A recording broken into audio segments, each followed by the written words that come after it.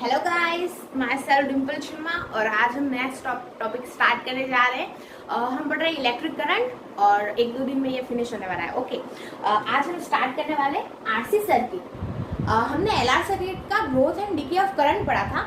RC circuit में charging and discharging होता है। हम उसका चार्जिंग एंड डिस्चार्जिंग आज ही कंप्लीट कर लेंगे। ओके, तो आरसी सर्किट में फर्स्ट होता है resistance and siemens capacitor. Okay, resistance and capacitor का जो सर्किट होता है उसी को बोलते हैं RC circuit. Okay, RC circuit में फर्स्ट हम पढ़ रहे हैं चार्जिंग।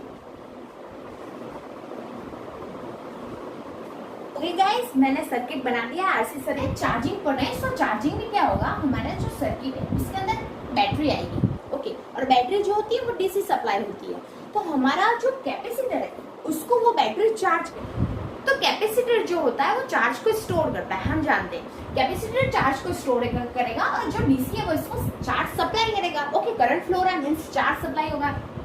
कैपेसिटर जब चार्ज स्टोर करेगा तब हमारा चार्जिंग प्रोसेस स्टार्ट होगा।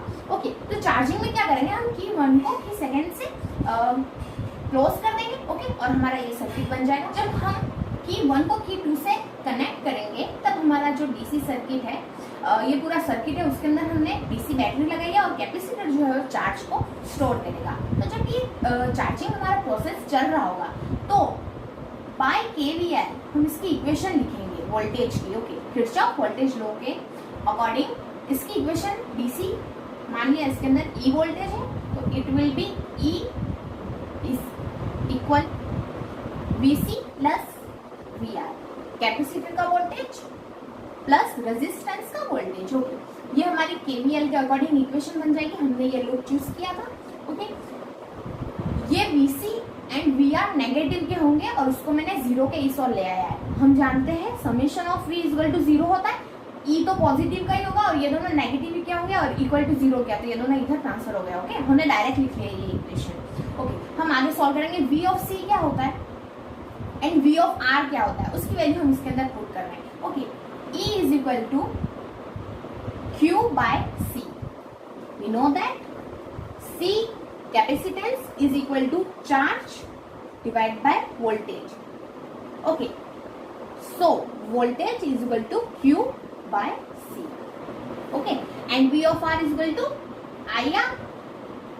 Okay, अब हम देख क्या रहे हैं, एक चीज इसमें नोट करने लायक है कि ये जो कैपेसिटर इट मीन्स आरसी जो सर्किट है उसके अंदर जो करंट होता है वो फ्लो नहीं होगा। अगर उसमें डीसी सप्लाई है तो आरसी सर्किट के अंदर करंट फ्लो नहीं होता है, क्योंकि उसका एक्सी मीन्स उसका जो सर्किट का रेजिस्टेंस होता है वो बहुत हाई हो जाता है, तो इसके अंदर करंट फ्लो होता ही नहीं है। तो आप पूछेंगे हम पढ़ क्या रहे, फिर करंट तो फ्लो हो नहीं रहा है, फिर ये चार्ज कैसे होगा। तो करंट फ्लो होता नहीं है, बट बहुत ही माइनर चार्ज फ्लो होता है। तो वो बहुत ही कम जो चार्ज फ्लो हुआ है वो कितना हुआ, कितना स्टोर किया कैपेसिटर ने उस चार्ज को, वो हम पढ़ रहे हैं। तो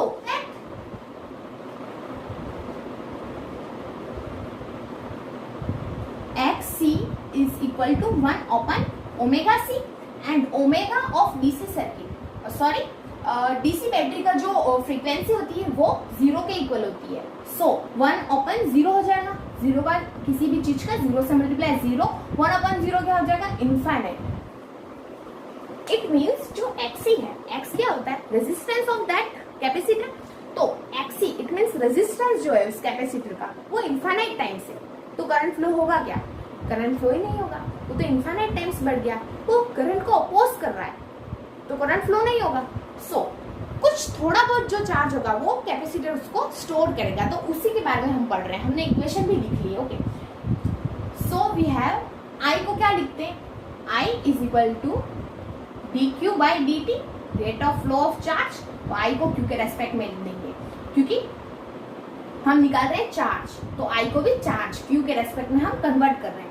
सो it will be Q by C plus D Q by D T dot. Okay, next हम क्या सॉल्व करेंगे, इसको यहाँ ट्रांसफर कर दो, E minus Q by C is equal to R dot D Q by D T. Q को इस पूरे को इसके नीचे और डी टी को इधर और आर को नीचे। So D T divided by R is equal to D Q के नीचे ये पूरा डी क्यू डिवाइडेड बाय इसका एलसीएम ले लें, CE minus Q by C.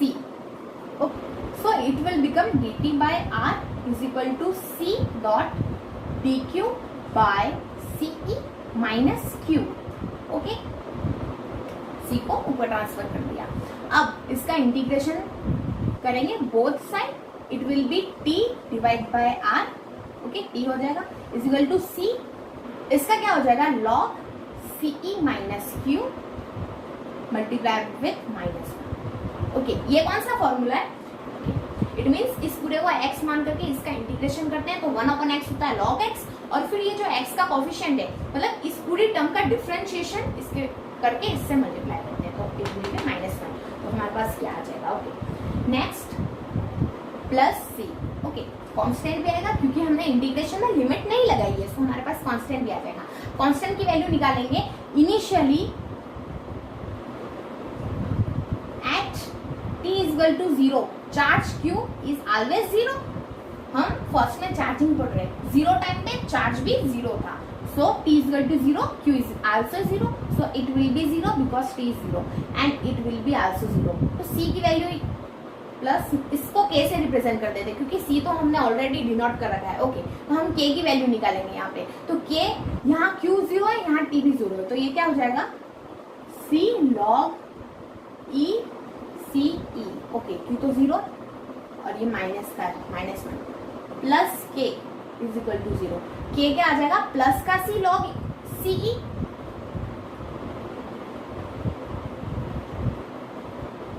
Okay, put the value of K in this equation, we get T over R is equal to C minus C log E CE minus Q plus this C log E CE.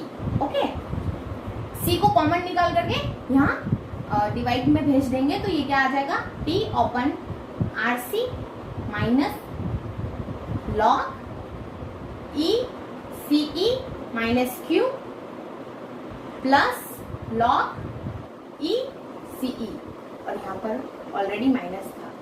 Okay, इसको भी common multiply कर दो, minus T upon RC is equal to this will become negative and this will become positive, log E CE minus Q minus log CE.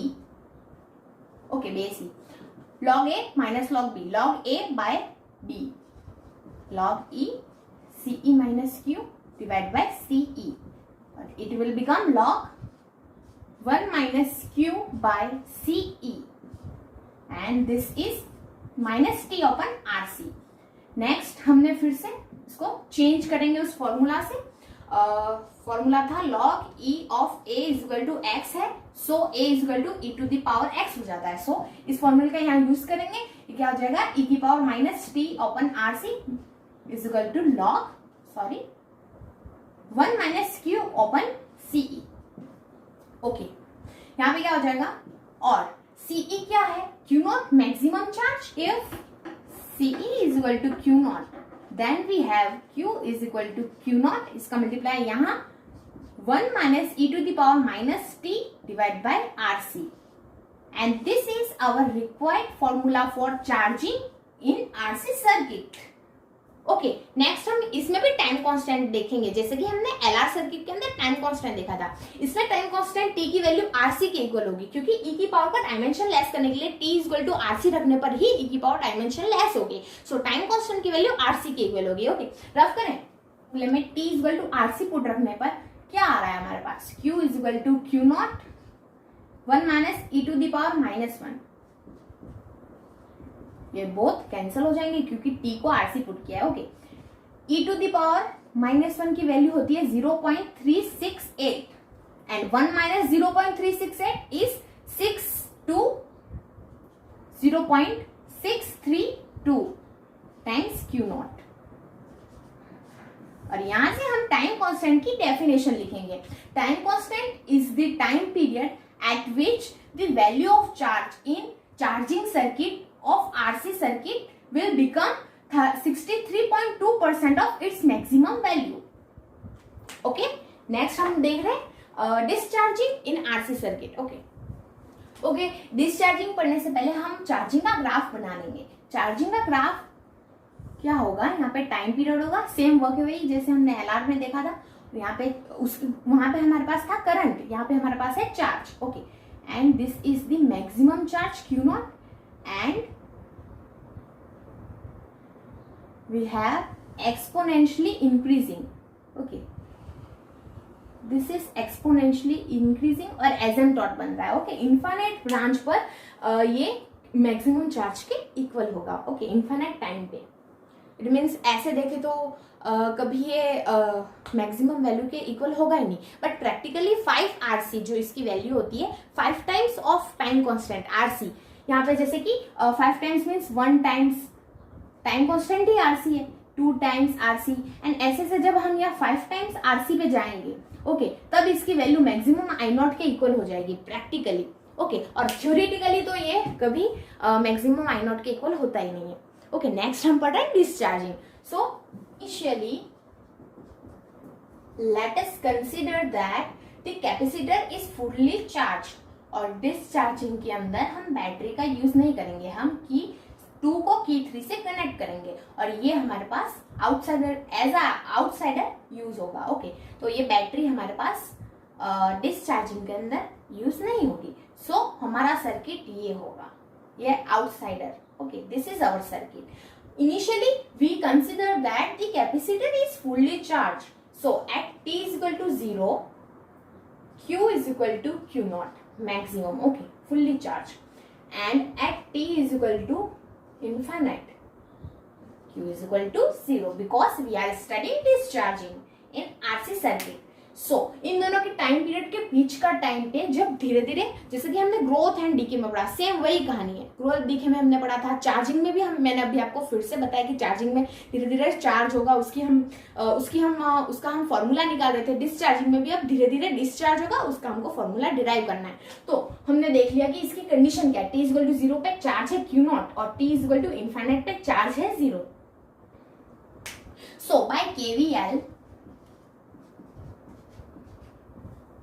हमारे पास यहाँ ये battery है ही नहीं, हम इसको यूज ही नहीं कर रहे, तो E की तो वैल्यू आएगी नहीं हमारी इक्वेशन में। हमारे पास ओनली इन दोनों का वोल्टेज होगा, इन दोनों के वोल्टेज का सम होगा, वही हमारा टोटल वैल्यू हो जाएगा। So V of C plus V of R is equal to 0। Kirchhoff voltage law के अकॉर्डिंग हमने ये लूप चूज किया था और इसको अकॉर्डिंग हमारे पास ये वैल्यू आई है। ओके, क्योंकि Kirchhoff voltage law summation of V equal to 0 होता है। किसी भी पूरे जो भी हम लूप चूज करें उसके अंदर जो वोल्टेज है उसके समेशन ऑफ वोल्टेज का सम जो होता है, वोल्टेज का जो सम होता है वो 0 के इक्वल होता है। तो हमने इस लूप के अकॉर्डिंग हमारा ये आ रहा है VC plus VR equal to 0। VC की वैल्यू क्या होती है, Q by C plus VR की वैल्यू होती है IR इज इक्वल टू 0।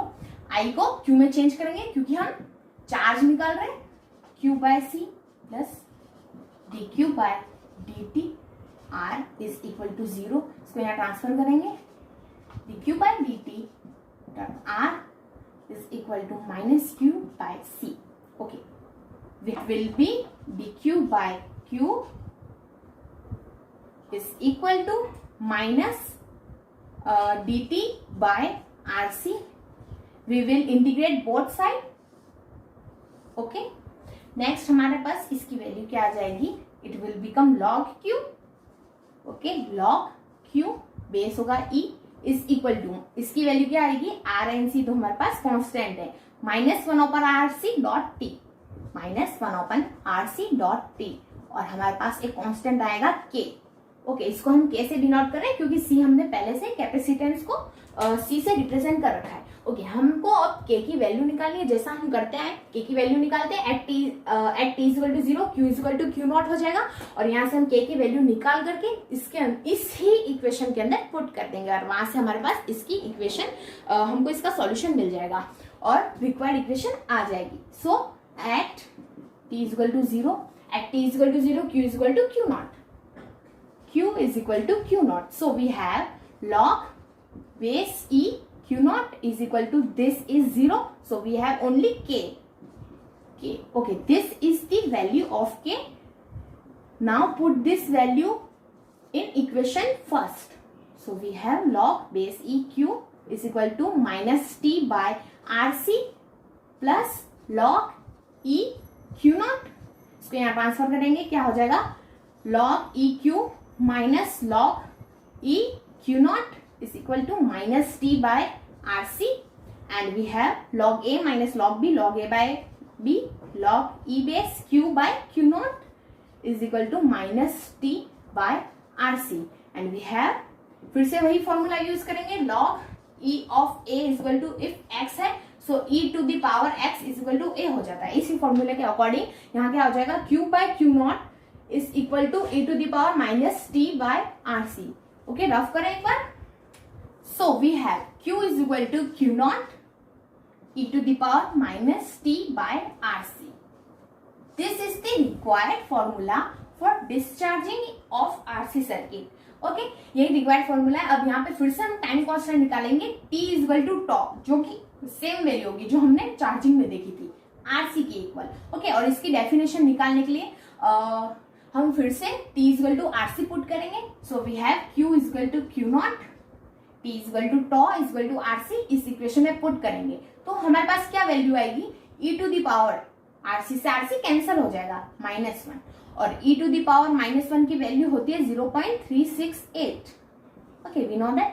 तो हम यहाँ इसकी वैल्यू पुट करेंगे तो 0.368 Q नॉट, और परसेंटेज में लिखें तो Q is equal to 36.8% of Q not. For this charging we have this definition for time constant. Time constant होता तो सेम वैल्यू है, क्योंकि आप 36.8% और 63.2% को ऐड करोगे तो 100 ही होने वाला है। नीचे से देखो या ऊपर से देखो, वैल्यू वही आने वाली, टाइम कांस्टेंट सेम रहेगा, बट डिस्चार्जिंग और चार्जिंग के अकॉर्डिंग हम देखते हैं तो उसकी वैल्यू अलग अलग आती है, डेफिनेशन भी अलग अलग होती है, बट उसका मीनिंग सेम होता है। ओके, तो इसकी डेफिनेशन क्या होगी, time constant tau is the time period t at which the value of charge will become 36.8% of its maximum value। Okay, अब इसका ग्राफ ड्रॉ करेंगे। अब हम पढ़ रहे डिस्चार्जिंग, तो डिस्चार्जिंग के ग्राफ में एक्सपोनेंशियली डिके होगा। ओके, और ये इसकी इनफाइनाइट ब्रांच पे टच होगा टाइम पीरियड की। Okay, and this will become, sorry, this is our tau। Okay, उसकी यूनिट भी सेकंड ही होती है, आरसी सर्किट में भी और एलआर सर्किट में भी टाइम कांस्टेंट की सेम यूनिट होती है, सेकंड। तो सेकंड कैसे है यूनिट, देखिए एक बार प्रूफ करके भी देख लेते हैं। tau is equal to RC है, इसको सॉल्व करने पे हमारे पास टाइम बचना चाहिए तो उसकी यूनिट सेकंड हो जाएगी। ओके, R को हम क्या लिख सकते हैं, V बाय I, क्या लिख सकते हैं, Q by V। Okay, voltage से वोल्टेज कैंसर, पोटेंशियल से पोटेंशियल कैंसर, एंड I को क्या लिख सकते हैं, Q बाय T। सो ये क्या हो जाएगा, Q डिवाइड बाय I की वैल्यू हम लिख रहे हैं Q बाय T, Q से Q कैंसल, T ऊपर आ जाएगा और it will become unit second, और इसकी यूनिट होती है second. So hence we have the unit of time constant is second. Okay, okay guys, thank you for watching my video. हमने आज आरसी सर्किट कर दिया, उसका चार्जिंग एंड डिस्चार्जिंग। नेक्स्ट हम 1-2 टॉपिक और बच गए, वो देख लेंगे। Integrating and differentiating circuit next part में देखेंगे, और उसके बाद एलसी लाइन का ट्रांसमिशन देखना है। अगर आपको मेरा वीडियो अच्छा लग रहा है तो thank you for that, and अगर आपको कोई डाउट है तो प्लीज कमेंट करिए, मैं उसको रिप्लाई जरूर करूंगी। और please like, share and comment and subscribe जरूर करिए। Thank you.